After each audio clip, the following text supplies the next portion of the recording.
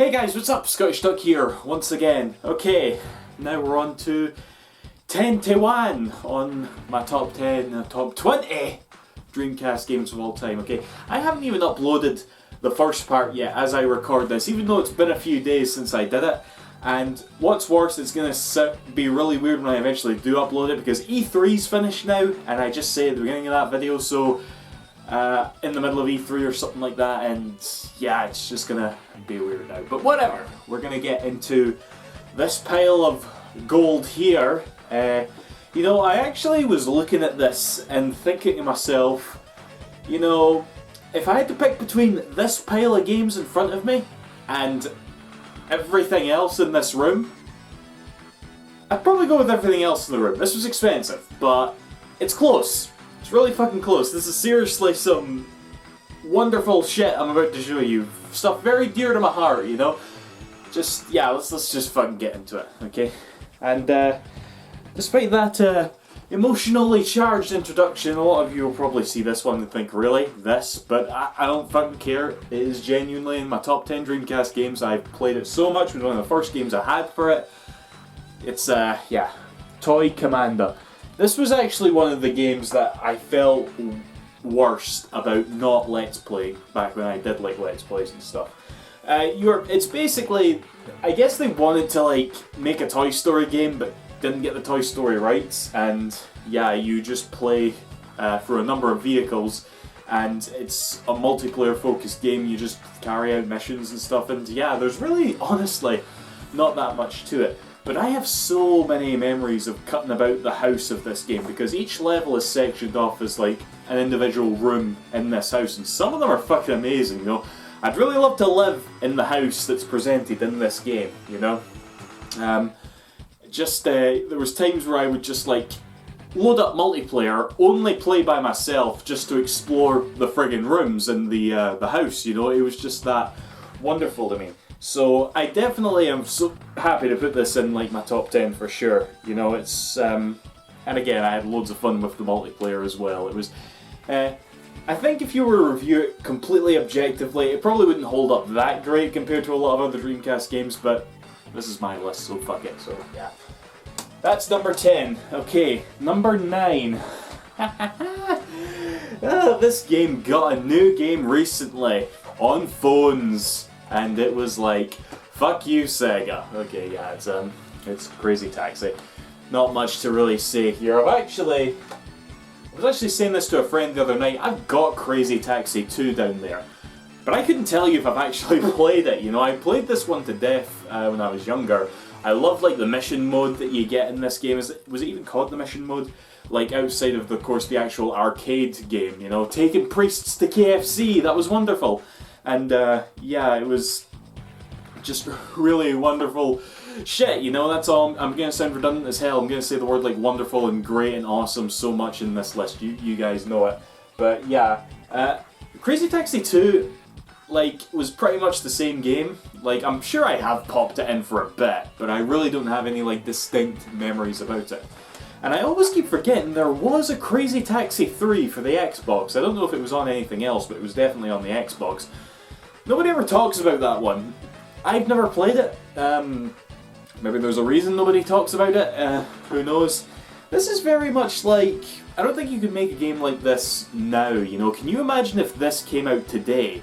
With all the in-game advertisement that's in here, folk would flip out. There would be jokes upon jokes all over the place, whereas we all kind of look fondly back at this now, you know, taking the priest to KFC, like I said, and I don't know why that sticks out in my mind, but it really does, and like the Fila's and all the other shops and stuff. Then they re-released it digitally, like just a couple of years ago, and, well, a few years ago, and they changed the music and all the in-game advertisement, and it was nowhere near as memorable, really. This is the only version of Crazy Taxi you'll need, and I guess the PS2 and other versions as well, but it was here first, damn it, it was here first. Crazy Taxi. Right. Now, number 8, this was again, you know, I gotta say, I had like a really, my dad was the shit when it came to buying me this thing, because I had quite a lot of launch titles. I don't know why I had so many launch titles, it's weird. Well, I say launch titles, but I got it the day I got the Dreamcast, and that was this one right here. House of the Dead 2. Now, I love House of the Dead so much.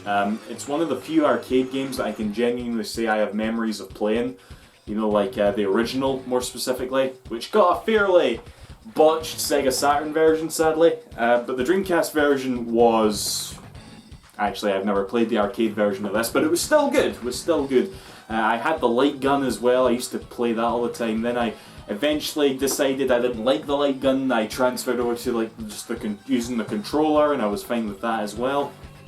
Yeah, I like House of the Dead for pretty much any reason anybody likes House of the Dead. You know, yeah, everybody knows about the game's like really like awful voice acting and just like self-aware, shitty presentation, I guess, but fuck it, it's a hell of fun light gun game on top of that, with amazing music, just so fucking, it's really fucking fun light gun game. Was there any other game on the Dreamcast that let you use the light gun? Because again, I had one of those light guns, but I never had any other games that used it. It was just this one, and quite frankly, that was enough.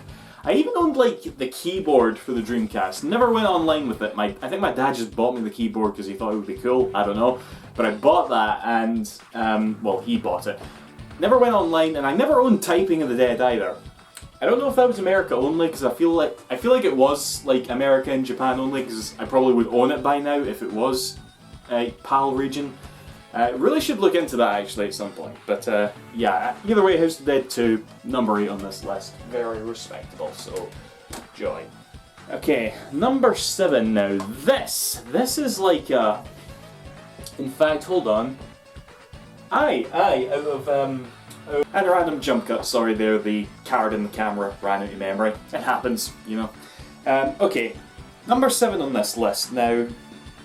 This is interesting actually, because this is the only game on the list that I did not like grow up with, that, you know, I did not like play when I was like, when the Dreamcast was new basically. This was something I came across years later, which is surprisingly rare for this console, honestly. And just like, honest to God loved. Very surprisingly, in fact, considering the game that it is. And that is Phantasy Star Online version 2 if you're being pedantic. So, yeah, Phantasy Star Online, one of the first console MMOs, I guess. Was it the first one? Who the fuck knows? And yeah, I played this because I was going for a sort of Phantasy Star phase. I was playing some of the older ones, especially Phantasy Star 4 for the Mega Drive, amazing game. So I kind of thought to myself, you know, I know Phantasy Star does all this online shit now, but it would be nice to at least try it, especially because this game is so beloved that as a Dreamcast fan, it was just like, I really should try it. You know, I should own it at least. I mean, copies on eBay are cheap enough. Let's just get it and see what happens. So I remember popping it in, you know, thinking to myself, heck, I'll just muck about a wee bit. I mean, hell, can you even play it on single player? That was my thought process at the time. You can play this single player. You can play this single player for like a good 45 hours like I did, okay? I went through this entire game by myself, and I never beat the final boss, okay? I was a little bit under-leveled for the final boss, so I ended up YouTubing the ending. I could very well have spent a few hours level grinding and then beating the boss.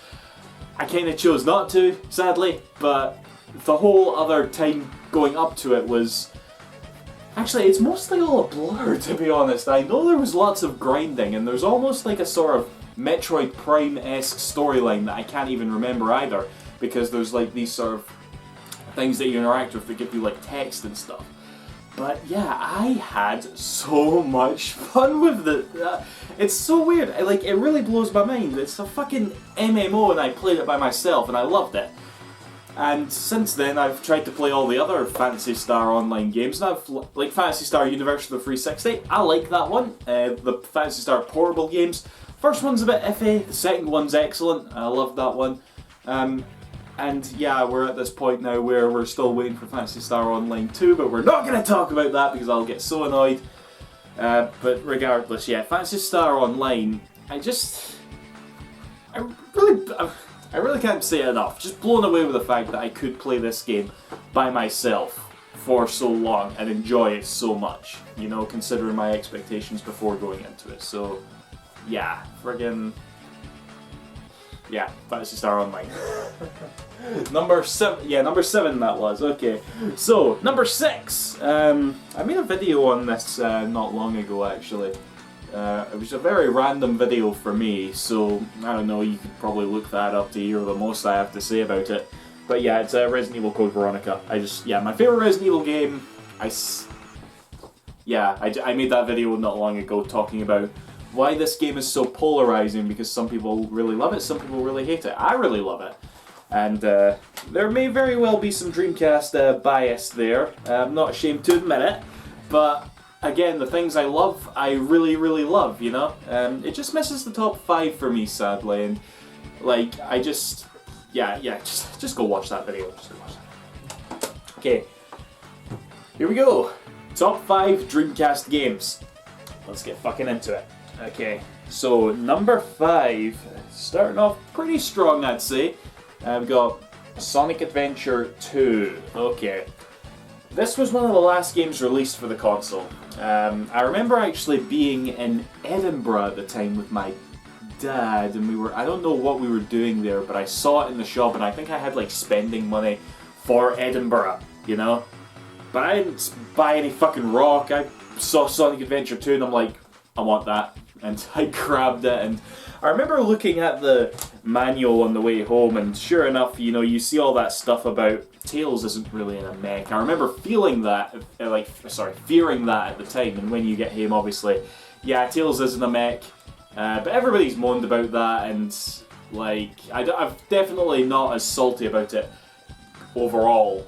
You know, and I don't want to just like sit here and moan about all the other shit that everybody moans about with this game, because Lord knows there are problems with this game, but there's a lot of really, really good shit with this game as well, you know? And to this day, this is like the only version of the game that I particularly like. The GameCube version's alright, and I know it's objectively better with more content and stuff, but there's something about this one that just like sticks out to me, you know?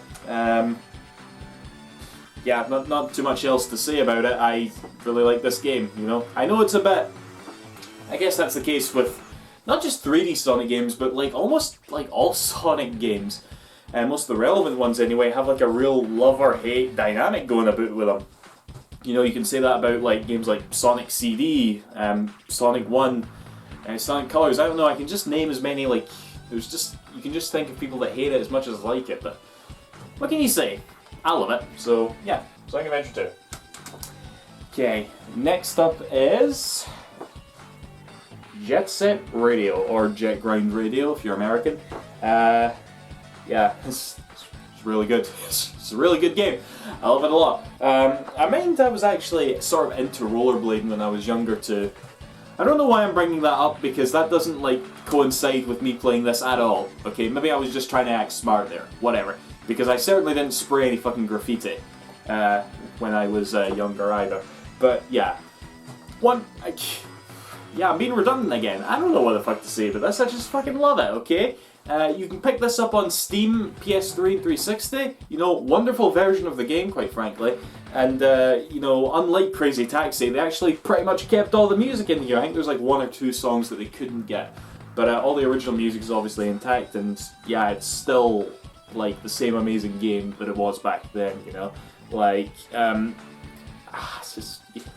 let's just finish this list. Because the rest is probably quite predictable, isn't it? But yeah, Jet Set Radio is number 4. I like it a lot. Okay. So number 3 is a very special game for me. This is like one of these games that, you know, you just think back on... Where should I put this?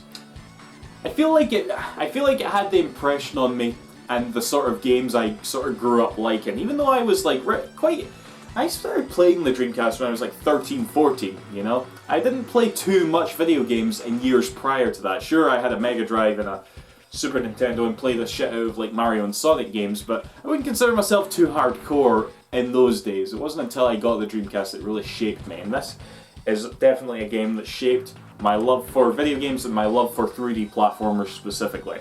That's Rayman 2: The Great Escape. The game that has like 20 different versions across loads of different platforms, but for me, this is the best one. I also own it on the N64, the PS2, I played it quite a bit in the PS1, but I don't have it there. 3DS, that version's not very good, and there was also one on the iPhone, and probably more that I'm missing out on, but regardless, yeah, this is... I really do mean it when I say that I think I love 3D platformers as much as I do because of this game. I just can't think of a game that in my mind is much more well put together, you know? Like, I just feel as I'm playing through it that, like, oh yeah, everything that's coming up is good shit, you know? It's good platforming, it's good music, you know? It's good, like, there's gonna be an epic boss fight in a bit, and there's gonna be, like, even, like, nice little, it's not a massively deep story or anything, but there's some fair emotional moments. Okay, do you mind when Uglet was reunited with Oliver Waynes thanks to Rayman? That was a nifty bit. That was a nifty bit. But, yeah, just Rayman 2, The Great Escape, you know? I really yearn for the day, because Rayman's not exactly dead. Well, he's getting like Rayman Legends Definitive Edition, and those are great games, Rayman Origins and Rayman Legends, but I really want a sort of return to not the sort of stupid design looking Rayman, you know, the sort of like very magical, very almost dark in a sense, Rayman 2 that we got. In fact, yeah, it was definitely dark. I remember the Cave of Bad Dreams, we all remember the Cave of Bad Dreams, but yeah, something like in tune with that again I would really love. So Rayman 2, that's number 3. Okay, now for number 2, and it was again really hard picking between these two games actually, you know, as it normally is when I do a list like this, but ultimately I've decided on this order, and I think it turns out for the better. My number 2 favourite Dreamcast game of all time is Sonic Adventure. Now, yeah, it was the very first game I played on the console, you know. Because like I said, I got a good chunk of games when I first got the console, but you're damn right I went for this one first. Why the fuck wouldn't I go for this one first, you know? And I remember, like, sitting down to play the Dreamcast and finally getting to go through Emerald Coast for the first time and beating, like, Chaos Zero and shit. And it's a very, very important memory for me, you know? And I know that there's always like at least against people who love the games, there's always like a sort of rivalry between this and Adventure 2. I'm more a fan of this. Big doesn't bother me that much, you know. I feel like Sonic's gameplay, core gameplay, is a little bit better in this one. Well, see, better's a hard word. I prefer it. That's pretty much the main way to say it. I just prefer it in here. And I guess I was like, I know a lot of people have a lot to say about the HUD worlds. I enjoyed them. You know, I did, I'm not gonna lie, and yeah, I just overall it's one of those. I guess it's like if there's any game in my mind that defines the Dreamcast, it's probably this one.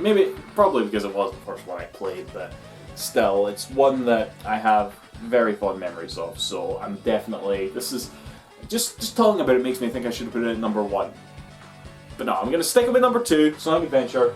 I love this game. So, my favourite game on the Dreamcast is... Yeah, you all probably guessed it. Skies of Arcadia. Yeah, Skies of Arcadia. Possibly my favourite JRPG of all time. I recently came across one, and by recently I mean like past 5 or 6 years, that could possibly contend with this. And I've thrown this theory out quite a lot over the years, but you know, there's always going to be like an RPG that was your RPG, you know? Your first one that you played, because a lot of JRPGs are just the same thing, you know, you're teenagers and you go off to fight God, you know, that's pretty much the core of every JRPG, but when you have one that you first experience, you know, that is just all you know, and that is just an amazing thing, and like, JRPG fans, we just go around every other fucking game in the genre hoping it'll like recreate that experience, but it never fucking does, because it's like your first kiss, you know, nothing tops it. But yeah, it was Skies of Arcadia. And again, like most Dreamcast games that are on this list, there was technically a more objectively better GameCube version, which I also own, which mainly consisted of like content that was on here, but you had to download it from Sega, Dreamcast Net, or whatever the fuck it was. But yeah, Like, this was, I use this term quite a lot also, but this was one of the games that I felt like I lived inside of. You know, like, I knew all of Arcadia. I knew where every discovery was, every treasure chest was, what enemies inhabited what areas, you know, where you would go to talk to each individual character and all their names, you know. It was just like, it consumed my life that much, you know. And I've never told this to anyone, but I actually, like, I actually went to the doctors once because of this game. I'm just remembering this for the first time myself. Like, I was just thinking of stuff that, big impacts that this game had on me. And I was at the doctor's once. I don't even remember what it was for, but the doctor told me to, like, stop playing whatever game it is you're playing at that time, and it was this one. Fuck, I can't even... Why was I at the doctor's for playing too much games? I might have to... It wasn't that long ago, I was like 14, you know? I was like... Okay. Yeah, that's number one. Skies of Arcadia.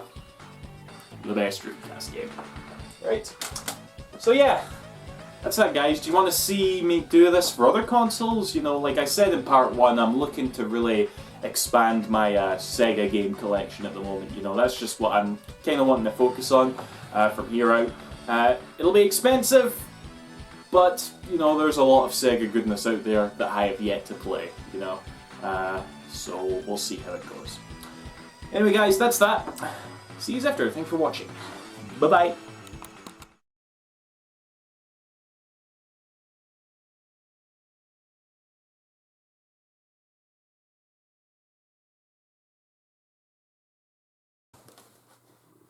Yeah, I just didn't want to be predictable. Yeah, you know. Obviously, you know. So, yeah, just in case you commented before watching the video, it's like, yes, okay, that's all. Bye.